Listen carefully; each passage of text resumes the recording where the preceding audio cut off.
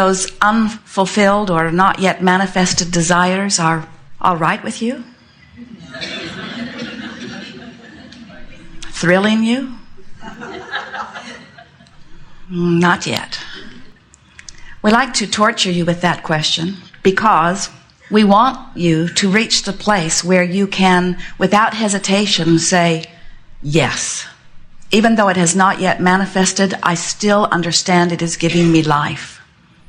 And even though it is not yet manifested, I have found a way of focusing upon it where the energy that I am summoning toward it by my desire is not being trampled by my concern that it has not yet happened. In other words, it hasn't happened yet and I'm optimistic. It hasn't happened yet and I'm eager. It hasn't happened yet and I'm enjoying the unfolding. It hasn't happened yet and I like molding it into place. It hasn't happened yet and I like continuing to offer new amendments to my desire. It hasn't happened yet, but I'm enjoying what has happened. It hasn't happened yet, but I know that it will happen. We want you to find a way of feeling joyful about your not yet manifested desires, because the reason you want them to begin with is so that you can feel better. And if you can feel better even before they manifest, then all that extra time of feeling good and all that much more speedier manifestation. And finally, you come to the realization that is so important for you to come to. There will always be something that you want that has not yet manifested. And that's a good thing, because if it could be otherwise, you could really be dead. And you can't ever be dead. You can never be complete. There will always be something else that you want. So this gathering, which we are calling the Art of Allowing, is really about helping you to manage your energy or balance it. And the energy that we're talking about is the energy between what you want and what you've got. You've got to make peace with where you are before where you are can improve. You can't be bummed out about what is and be in a vibrational place of letting an improvement in. It just can't happen. Any more than you can set your radio dial on 6:30 a.m. and hear what's being broadcast on 101 FM. The frequencies are different, and they can't be different. You know that. You never set a dial and then demand that something different come. You adjust your dial. You get that. And law of attraction insists that you understand that. So the art of allowing is about managing your energy. It's about balancing your energy. It's about balancing the energy in what can feel like the crevasse between what I'm offering vibrationally on some subject on a day-to-day basis. In other words, what I've come to believe, what I've been practicing, and what you really want. What you really want is a vibrational match to who you really are, because your inner being joyously joins you as those preferences emanate from you. We always tease you a little bit when we realize that large numbers of you have come to the place where you no longer know that if it feels good, you're moving in the right direction. You have been programmed by those around you, and we won't get into it unless you really want us to. You have, many of you, come to believe that if you suffer long enough and hard enough, that then good will come as your reward. And we say, where do you get this stuff? It has never proven itself to you. You have never once struggled, and in the struggle allowed something that you want in, although struggling does sharpen desire. In other words, as you're banging around in that contrast, you are offering rockets of desire, but we promise you it isn't until you relax, it isn't until you withdraw your focus from your awareness about what is going wrong that something can go right. You just cannot push against and fuss against and talk about and keep active in your vibration what you do not want and let it improve. It cannot be. It's like setting your dial on music you hate and then complaining that that's all your radio plays. Why don't I ever get anything good on this station? We say, change the dial. You say, well, give me something good and then I'll change my dial. We say, change your dial and you'll get something you like better. No, give it to me and then I'll change my dial. We say, that's irrational. And it is irrational for you to demand that things improve unless you find a way of changing your vibration. So what we want to show you today is that if you will focus on how you feel more, and less upon the factors that are causing you to feel the way you feel, you can morph into better feeling vibrations. And as you do that, as you move up the emotional scale, you will become more of a vibrational match to the more of the things you want, and your life will begin to improve right away. In fact, your life improves in the moment that you decide that you're going to feel better.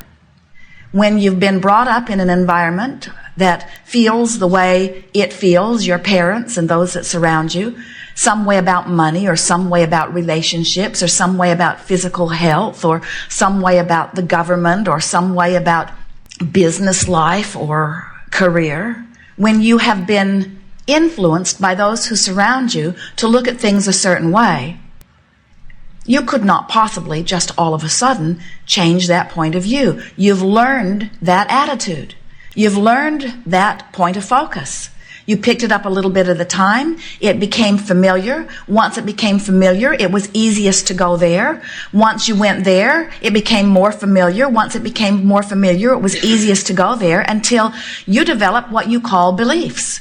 And a belief is only a thought that you keep thinking. It's only a once activated thought that you activated again and again and again and again and again until it became a dominant activated thought.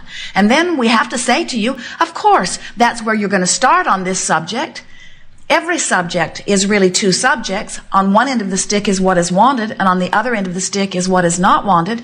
And you're somewhere between one end of the stick and the other. And if you've been raised in an environment that really feels negative about money and people who have money, then that's probably the way you vibrate relative to money. And so then when you say, I want more money, you can't let it in because your vibration doesn't match more money. Your vibration matches complaining about those who have it. Your vibration matches not having enough of it. Your vibration matches and your emotions let you know by the way you feel that you're not a vibrational match to more money. Your vibrational match is to not enough money. So we're going to show you how you can shift those vibrations. And the lovely thing about that is as you begin shifting them, you begin feeling better right away. And you will get results. But the thing that we must let you know right out front is that you will not get manifestational results right away. You'll get emotional feeling results right away.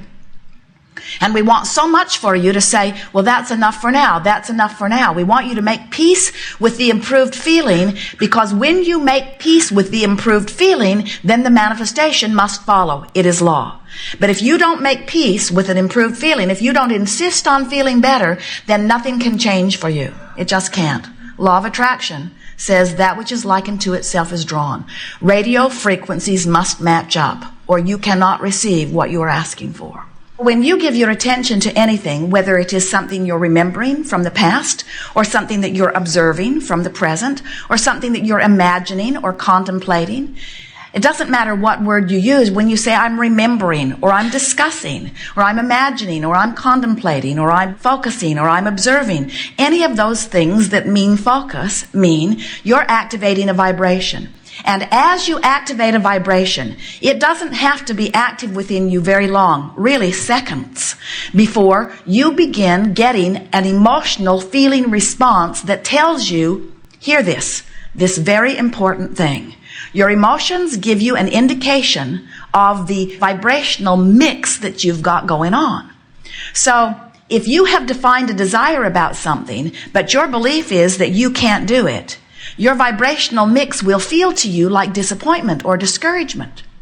But if you've got a desire going about something and you believe you can do it, you know it's just a matter of time. You've done it before. You've seen others do it. You're not worried about it. So you feel eager or even hopeful or anticipation, eager, believing. Now you feel passion. You feel eagerness. You feel joy. You feel good as you approach this subject. As you approach every subject of importance to you, you can tell by the way you feel what your emotional balance is, what your vibrational mix is. And we want to show you here today that once you know that your vibrational mix is somewhere on the emotional scale lower than is beneficial to you, in other words, up here in the beneficial range are vibrations that feel like joy and appreciation and love. And down here in the not good feeling range are vibrations that feel like disempowerment, that feel like despair, that feel like fear. On this end of the emotional range is a perception up there where joy and love and appreciation are, is a perception of freedom. And on the other end, where despair and fear are, is a perception of not freedom, of disempowerment. Empowerment, disempowerment. Isn't that true? Can't you feel in the emotion called fear a feeling of utter disempowerment? Isn't that what it feels like? And can you not agree with us? We want you to, and we know you can, because you've had enough experience with your own emotions to know this. Wouldn't you rather be really, really angry about something than fearful? Every single time. And the reason that anger is an improved vibrational state of being to despair or fear is because it is higher on the emotional scale. But the reason that it feels better to you is because there is more perception of power and freedom in your anger or even revenge than there is in your fear. When you selfishly, and you must do it selfishly because you only have the perspective of self, you must care infinitely about how you feel if you are ever to align with who you are. Do you get that that's what this emotional range is? Connection to your source, less connection to your source. In other words, when you feel wonderful, it means you're tuned in, tapped in, turned on. It means you have achieved, by virtue of what you're focusing upon, vibrational alignment with your source, and your circuits are wide open. And source energy is flooding to you in response to your requests, and you are thriving under those conditions. You feel wonderful, things are going wonderful, your body is thriving. This is the optimum state of being. You must selfishly demand that for yourself. But when somebody says to you, you selfish bugger, you should not always be trying to do and think and say what makes you feel better. Do you hear what they're saying to you? They're saying you should subvert your selfishness and you should replace it with mine. You should do what makes me feel better, not what makes you feel better.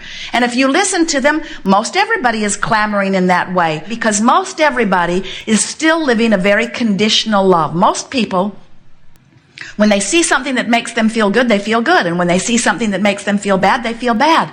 So then they say, we must set out to control the conditions. We'll get enough bombs, we'll get enough warriors, we'll get enough influence, we'll get enough votes, we'll get enough resources, we'll get enough, and we'll make them behave in the way we think we need them to behave, so that in their changed behavior we will feel better. And we say, how's it working out? It will never work out. You are too diverse in your desires. You are too diverse and too free. You are so free you can choose bondage. You cannot find your happiness by controlling the behavior or the outcome of circumstances. You can't do it. But you can manage your vibration. And when you manage your vibration, you manage your point of attraction. And when you manage your point of attraction, you manage your life experience. We want to show you how you can improve your vibrational point of attraction.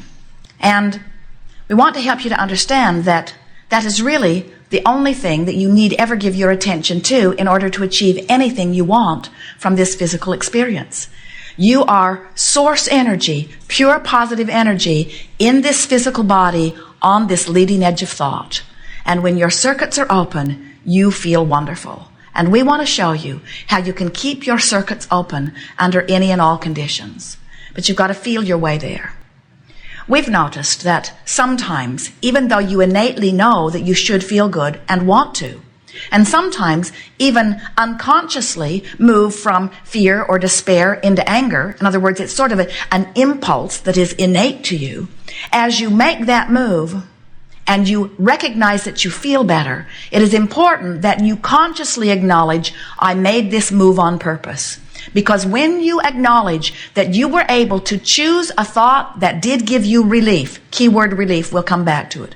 When you acknowledge that you did choose a thought that gave you a feeling of relief, now you have given yourself back your power. Because if you can move from despair to rage, you can move from rage to anger. And if you can move from rage to anger, you can move from anger to less anger. And if you can move from anger to less anger, you can move from anger to frustration. If you can move from frustration, you can move into overwhelmment. You can move into belief. You can move into knowing. You can move into ecstasy. But you can't do it all at once. And that's the thing that we really want you to hear.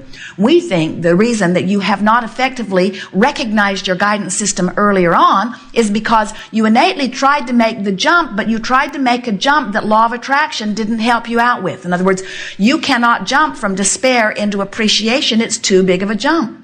And so when your science of deliberate creation students of Abraham, art of allowing friends come to you and they see you in your despair and they say, cheer up, you'd just as soon kill them, wouldn't you?